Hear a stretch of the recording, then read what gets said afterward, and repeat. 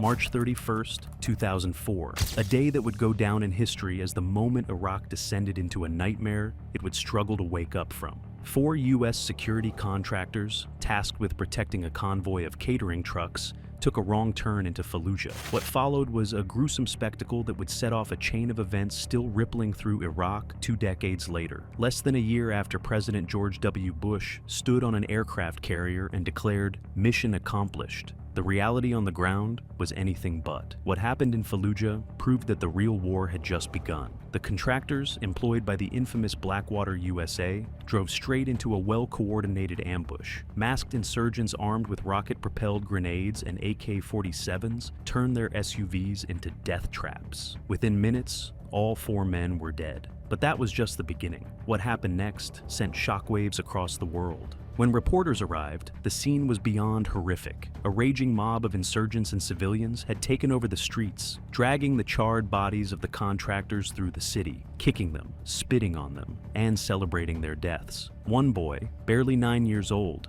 proudly offered to take a journalist to the city's bridge because that's where the others were, hanging. 2 of the mutilated corpses were strung up from the infamous Fallujah Bridge, swinging like grotesque trophies. Down below, a crowd clapped and honked car horns in celebration. The message to America was loud and clear. This was not a city that would bow to an occupying force. For the U.S. military, the Fallujah massacre wasn't just an attack. It was a direct challenge. Days later, American forces launched a full-scale offensive, claiming they would pacify the city. But Fallujah wasn't just any city. It was a Sunni stronghold, a place where Saddam Hussein's influence had lingered long after his downfall. When U.S. troops rolled in, they weren't just fighting insurgents. They were battling years of resentment, humiliation, and anger at a foreign force that had dismantled Iraq's power structure overnight. Under Saddam, Fallujah had been a symbol of Sunni dominance. The dictator had ensured his people held the most powerful positions in government, the military, and business, while the Shiite majority lived under his boot. But when the U.S. swept in, everything changed. Paul Bremer,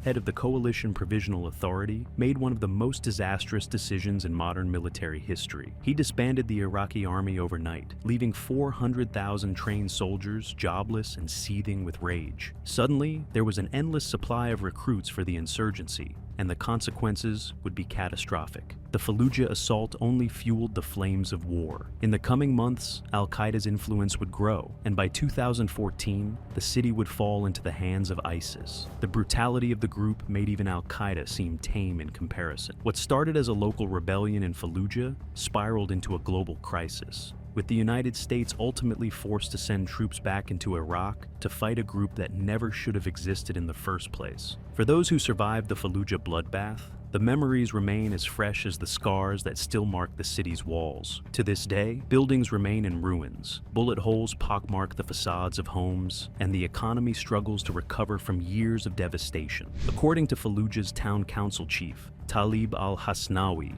it would take over $2 billion to fully rebuild the city. And yet, despite the horror that unfolded there, life in Fallujah is moving forward. Baghdad families now travel to the city just for a meal at Fallujah Badia, a famous kebab restaurant. Trade, agriculture, and even fish farming are seeing signs of life. But the scars of war are never far beneath the surface. The war in Iraq was never about liberation. The official justification, the claim that Iraq possessed weapons of mass destruction, was a complete fabrication. The U.S. invasion wasn't about democracy, nor was it about saving the Iraqi people. It was about control, and in that pursuit, it unleashed forces it could never contain. By the time U.S. troops withdrew in 2011, over 4,400 American soldiers had been killed, alongside tens of thousands of Iraqis, and what was left behind? A fractured nation, teetering on the edge of collapse. The insurgency that started in Fallujah never really ended. The battle lines just shifted. What began as a war against Saddam loyalists morphed into a sectarian bloodbath between Sunnis and Shiites, then transformed into a fight against ISIS. Even today, the struggle for power continues, with Iran-backed militias, remnants of ISIS, and the Iraqi government all vying for dominance. And at the heart of it all is Fallujah, a city that has become synonymous with resistance, bloodshed, and the brutal cost of foreign intervention.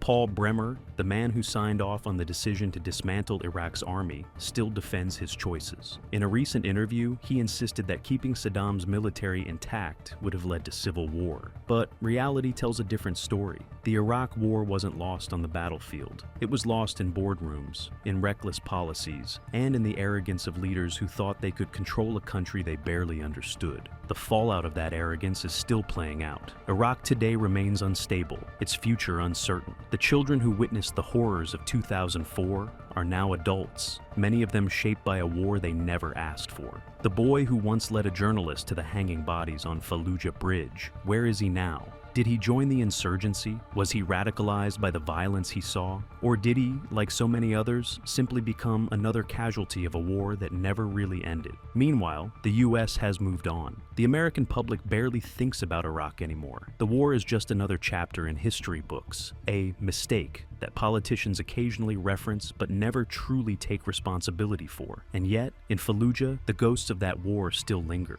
The bridge where the bodies hung is still there. The bullet-riddled walls still stand. The people who lived through that day still remember. Fallujah will never forget what happened on March 31st, 2004. It was the day Iraq's fate was sealed, the moment the war became something far bigger than just a US occupation. It became a battle for survival, a fight that turned Iraq into a breeding ground for terrorism, a cautionary tale of what happens when a nation is torn apart by greed, arrogance, and reckless ambition. 2 decades later, the world may have moved on, but Iraq is still picking up the pieces. And Fallujah remains a city forever haunted by the day 4 bodies turned it into the epicenter of an endless war. Another important factor here was the first reports of white phosphorus use in Fallujah surfaced on November 10, 2004, when the Washington Post, embedded with Task Force 2 Regimental Combat Team 7, described artillery firing white phosphorus shells that created an inextinguishable fire. Insurgents claimed they were attacked with a substance that melted their skin,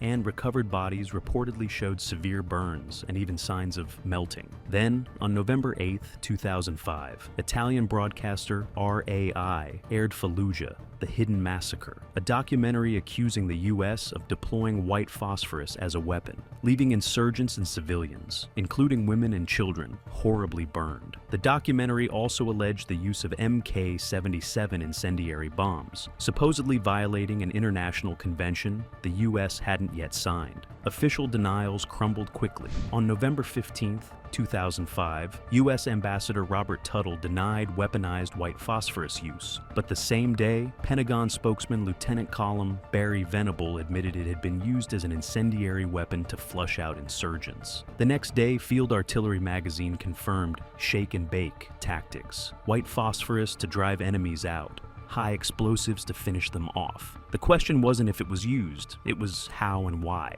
What are your thoughts? Let us know in the comments down below.